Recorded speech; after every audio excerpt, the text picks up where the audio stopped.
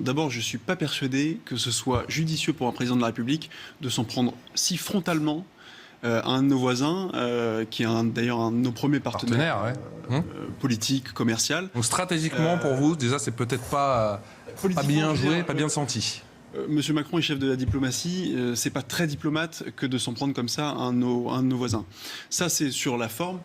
Et sur le fond, il y a une hypocrisie, mais de tous les pays européens, qui est de dire, qui est de brocarder l'Italie, alors que l'Italie, tout comme la Grèce, subit de plein fouet les flux migratoires. Donc pour vous, la France doit balayer un peu devant sa porte avant de donner des leçons. Et qu'on a laissé seule l'Italie, tout comme la Grèce, seule face à ces problématiques-là liées au phénomène migratoire, et qu'aujourd'hui, on se permet, j'allais dire, de leur donner des leçons de savoir-faire sur cette question-là. Je tiens à rappeler quand même que sur le sujet de l'Aquarius, il y a quelques semaines, Emmanuel Macron s'est pas précipité pour les accueillir. Désolé de ramener un peu tout ça à un niveau très terre à terre, local. Moi, je suis élu du 18e arrondissement. Je suis riverain d'un quartier qui est celui de la Chapelle, qui a subi et qui subit depuis 2015 de plein fouet l'arrivée de migrants, et on le subit au quotidien. C'est quelque chose qu'on connaît au quotidien. La reconduite à la frontière des personnes déboutées du droit d'asile, mais c'est la loi.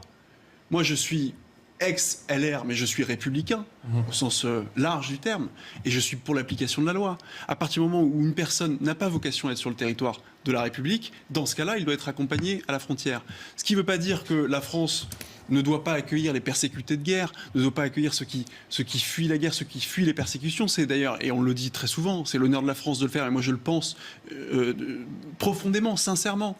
Sauf que à avoir des centres d'accueil saturés, submergés par des gens qui sont déboutés du droit d'asile, qui devraient être accompagnés à la frontière, on n'accueille pas dignement les personnes. On a quand même l'impression que la droite... Pas entendu de et vous, quelles solutions proposez? Moi, j'ai des solutions. Ben, on l'a évoqué tout à l'heure. C'est déjà simplifier les procédures de reconduite à la frontière et véritablement appliquer la loi.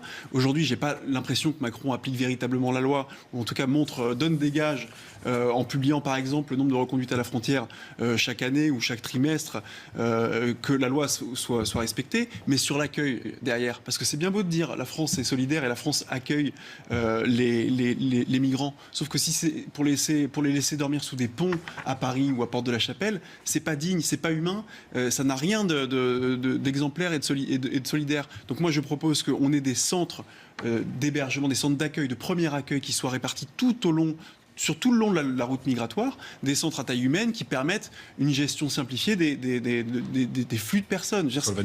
C'est même pas idéologique comme simple que ça, ou c'est un peu plus compliqué. bon sens.